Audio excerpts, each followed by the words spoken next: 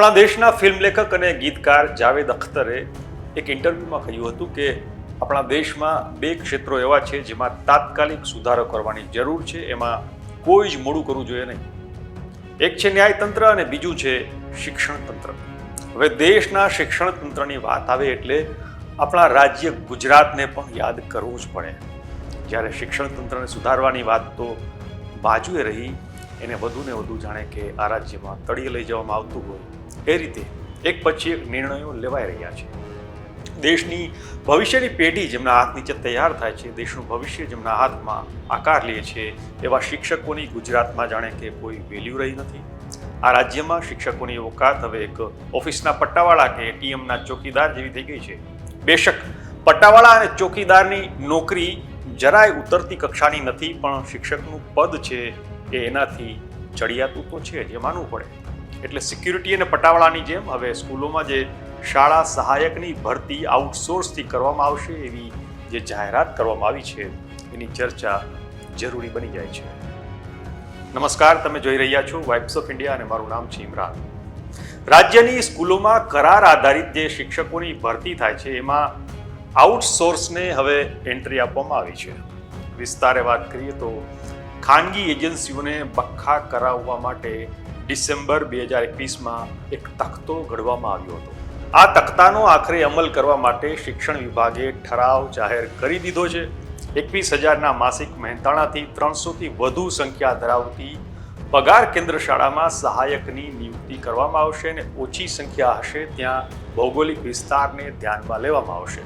વિભાગના આ ઠરાવની વાત કરીએ તો સિક્યુરિટી અને પટ્ટાવાળાની જેમ હવે સ્કૂલોમાં શાળા સહાયક આઉટસોર્સથી ભરવામાં આવશે.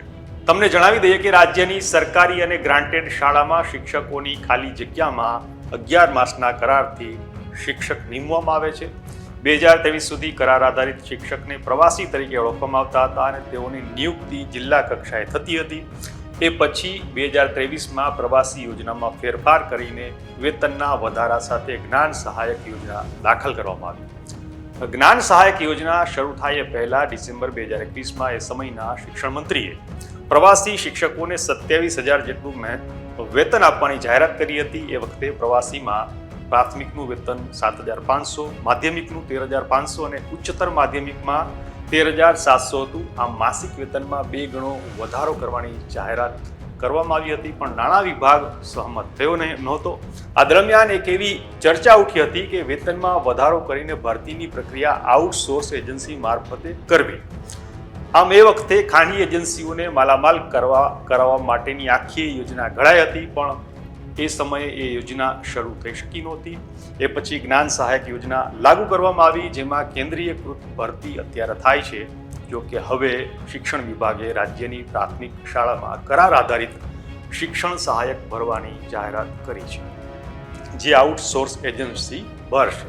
એને લઈને જે ઠરાવ કરવામાં આવ્યો છે એમાં જણાવ્યું છે કે સંબંધિત જિલ્લાના પ્રાથમિક શિક્ષણ અધિકારી, શાસન અધિકારીએ પોતાના જિલ્લા માટે નિયત થયેલ એજન્સીને ઈ પેમેન્ટથી પ્રત્યેક શાળા સહાયક દીઠ માસિક મહેનતાણું ₹21,000 ચૂકવવાનું રહેશે. એટલું જ નહીં, એજન્સીને સર્વિસ ચાર્જ અને જીએસટી અલગથી ચૂકવવાનો રહેશે.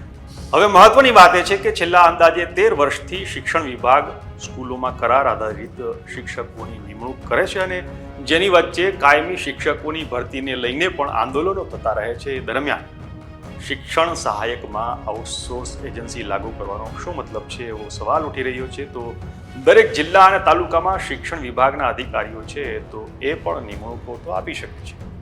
આમ સરકારી સ્કૂલોમાં કાયમી ભરતી ન કરવી પડે માટે કરાર આધારિત શિક્ષકો ભરવાના શરૂ કર્યા હતા અને હવે કરાર આધારિત ભરતીમાં પણ શિક્ષણ વિભાગે પોતાના હાથ જાણે કે અદ્ધર કરી લીધા છે, જેમાં સરકાર ઈચ્છા પડે એટલું કામ લેશે, ઈચ્છા પડે એટલું મહેનતાણું ચૂકવશે અને મન પડે ત્યારે ઉમેદવારને છૂટા કરીને ઘર ભેગા કરી દેશે. આને લઈને આવનારા સમયમાં કોઈ વિવાદ શરૂ થાય તો નવાઈ નહીં.